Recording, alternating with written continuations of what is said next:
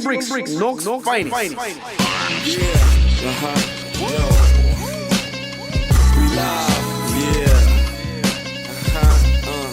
those fine, yeah, we live,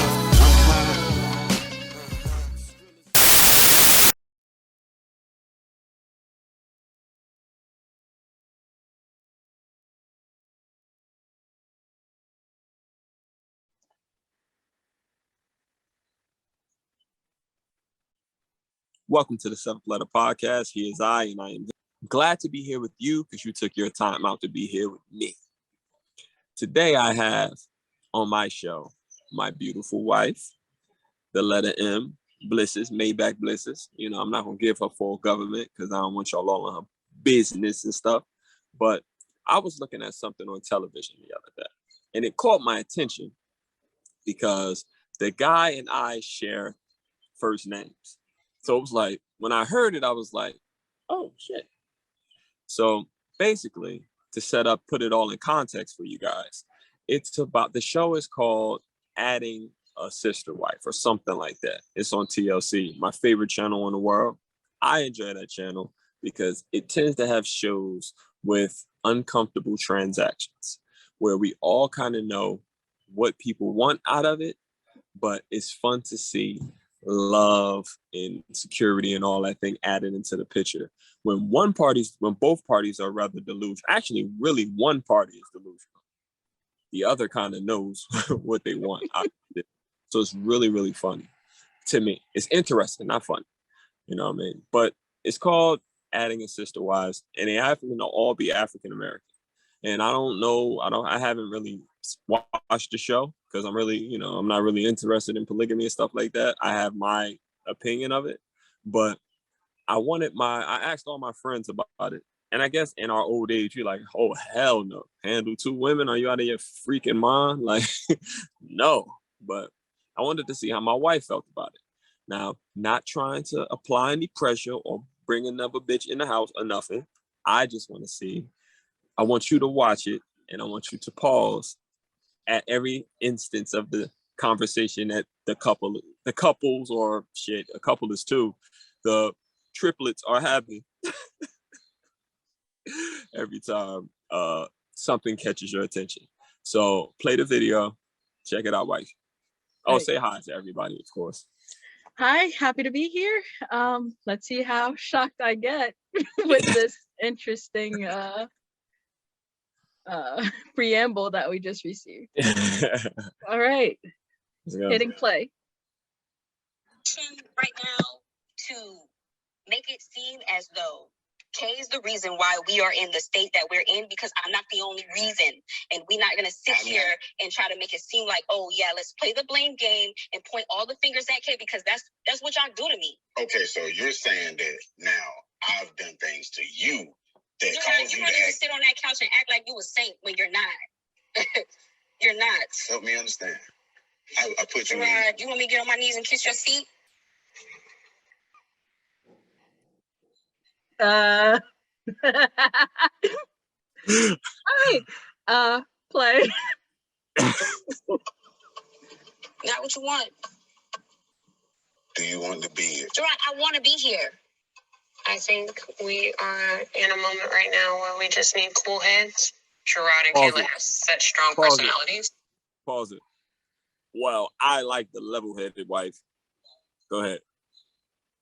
And when they feel like they're not being heard, they just stop listening. Me and Vanessa had a conversation yesterday, and we both agreed that I will work on being over here more. And I don't feel like that's enough. Can I make a comment? Sure. The guy who is split in two doesn't feel someone he gets 100% of is giving enough. Please. Good enough for you when it comes to Kay? I will never be good enough for you. All you do is tell me I'm this and I'm that, and you're not doing this right, and you're not doing that right. Like I'm just some small ass piece of crumb in the corner that just has to be told that she just ain't all the time. Kay, when you get upset, you leave a wake destruction. You know what? Y'all have a good night. Yeah. I'm done with this. You want to try to sit here and make it seem like everything is my fault, and you know damn well it ain't. You know damn well it ain't. We not about to do that. I don't understand why you would even go there, Gerard. She saying my name. That shit busting my eyes. Like, it sounds so. I'm looking up at you like, wait, what did you do now? Yeah, I don't got you got to say. Because you really want to try to make it seem like, oh, yeah, Kay, you really ain't. And you know I accepted you even though you ain't. That's what you want to say on this camera? Do that. Get the off of me. Because you don't give a about me. Only thing you trying to do right now is make me look like, and y'all look like the hierarchy of it. You trying to make me look like, yeah, this is the little piece of trash that I got out of the trash and saved, or whatever. I dusted off and cleaned it up, and I let her sit beside my trophy. That's what you trying to do. You trying to make yourself seem like you the bigger man, like you fixed everything, but you did it.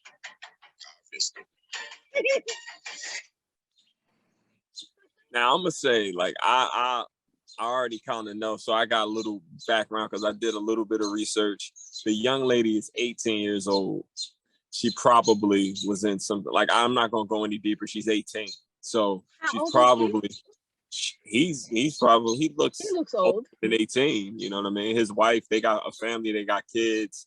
Basically, they use her as the housekeeper, and you know what I'm saying? She watches the kids while they go to work, and she, like, the older wife, kind of, you know, pushes her off, you know what I mean? All the Treats work her on like her. another child. Like, I think it was one instance when she kind of blacked on an 18-year-old girl because she ain't clean out the microwave.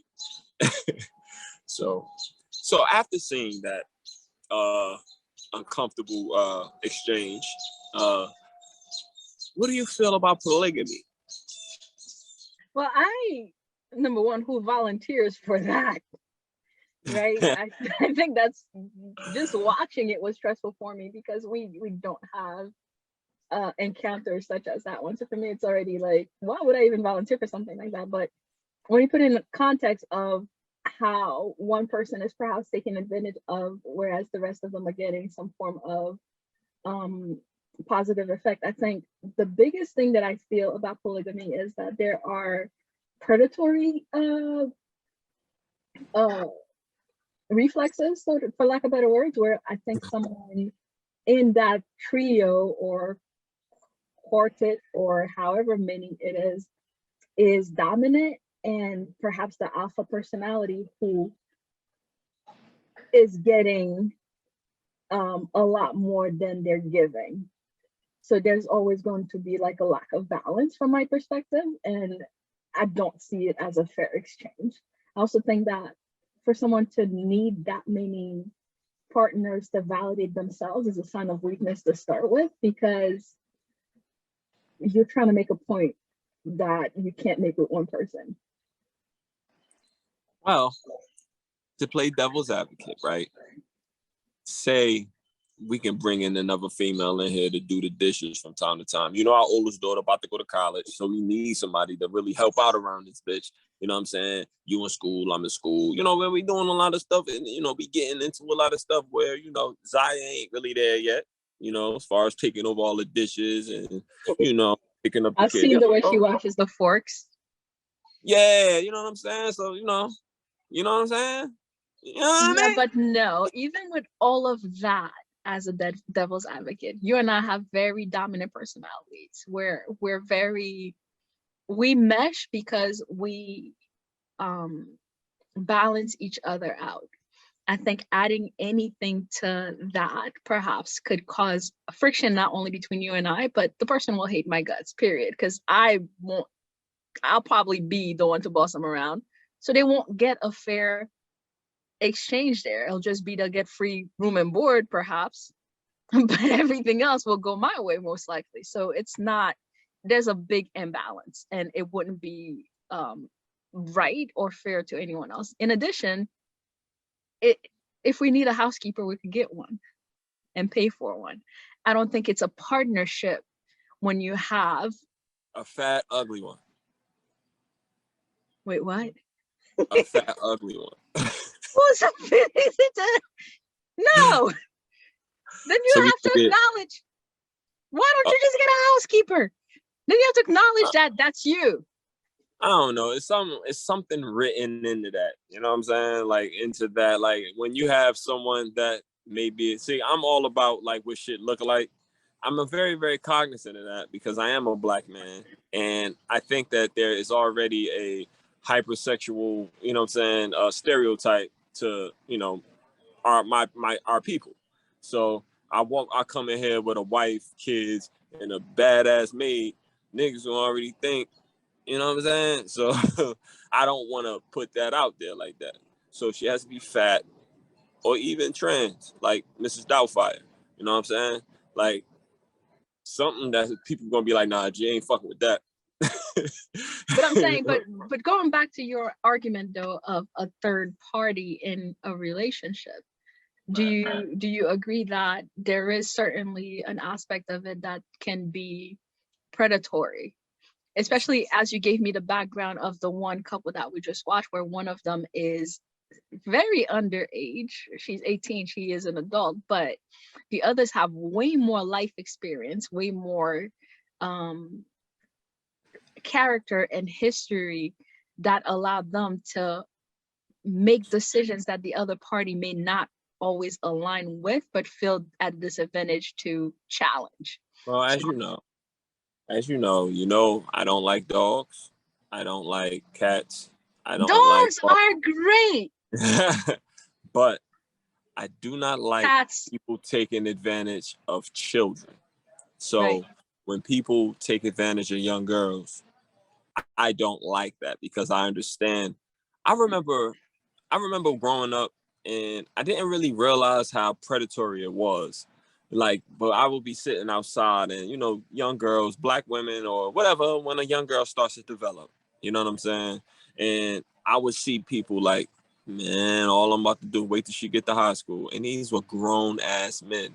And it was like, wow, that's crazy from like in retrospect. But I just, you know, when you around these older guys and they giving you the game or whatever, you know what I'm saying? You kind of like think that that's the way it's supposed to be. I, as a grown up, a person with daughters, even before I had daughters, like I just never was that type of person. When I graduated out of high school, that was it.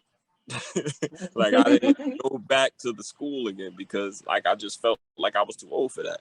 I really never really liked dealing with females that was walking. You know what I'm saying? Like, they at least had to be driving because you never know how old someone is. You know what I mean? So it just was like one of them things. I don't like people taking advantage of weaker people. That's a form of bullying. It's super predatory because you know what you're doing. You know why you're doing it. It's like a certain like it's a certain, not only is it predatory, but it's extremely irresponsible for a man to do that to a child and expect a certain, because a lot of these situations become abusive. A lot of these people get left with like children, and then And in the young lady's case, it's possible based on what she's saying that she also came from an abusive background.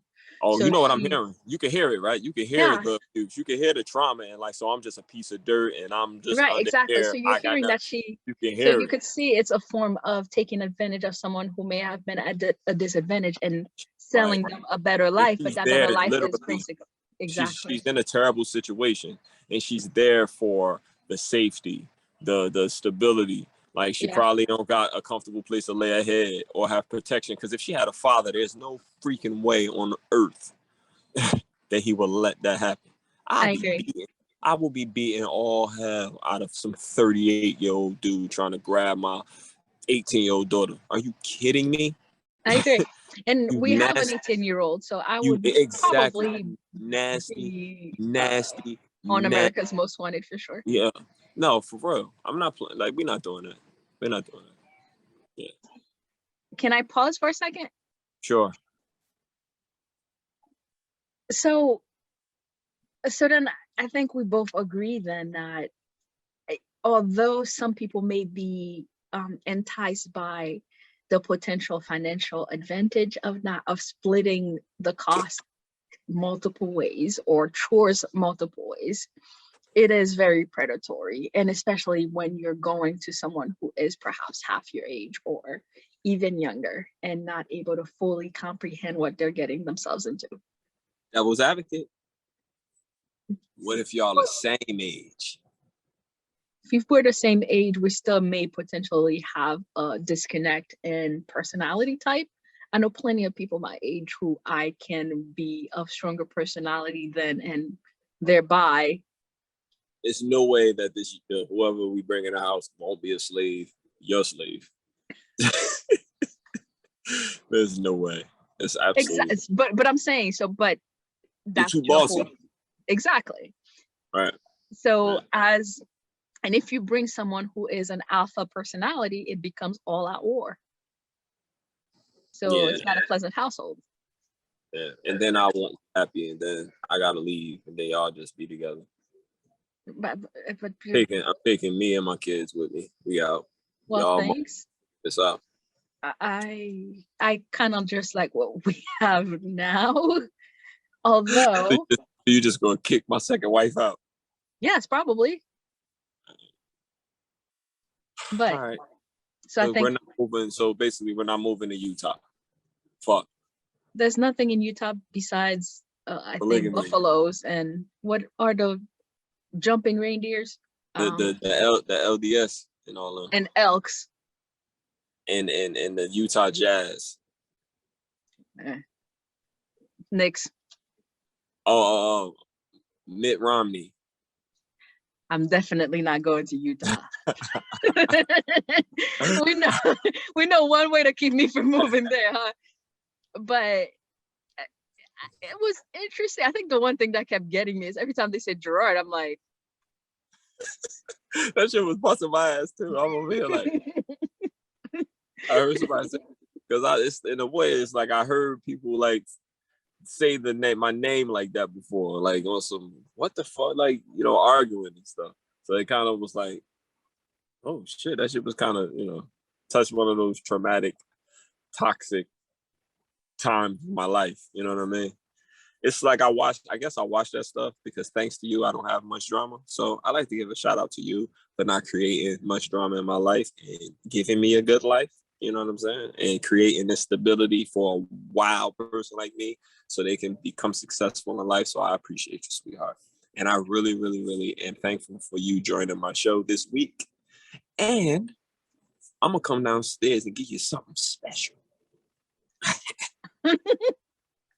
Well, I guess that should be the end of the show, but I have to end by saying a real partnership and a real relationship and marriage is a two-way street. So just as much as you think or feel that I have given you, you've given me.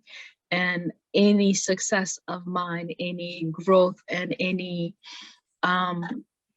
stability on my end has been your doing as well. So don't sell yourself short because you've been equally as equitable in my success as I've been to yours. So thank you for that. Yeah, you deserve it, sweetheart. You deserve all the good things in life. So with that being said, see you guys next week. Oh, hold on. I got this camera to the side.